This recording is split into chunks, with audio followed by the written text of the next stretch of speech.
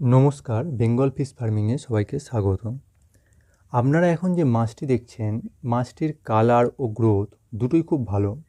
মাছ চাষের ক্ষেত্রে প্রধানত খাদ্য সুষম হতে হবে, বিশেষ করে আমিষের শতকরা হার জানতে হবে।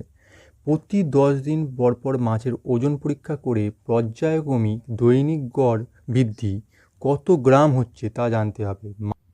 মাছের একক চাষ হলে সঠিক তথ্য পাওয়া যাবে, যা মিশ্র চাষে পাওয়া যায় না।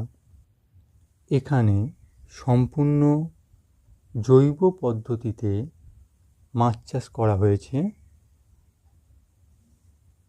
এখন দেখছেন এই মাছটার ওজন করা হচ্ছে। মাছটার ওজন 500 গ্রাম হয়েছে।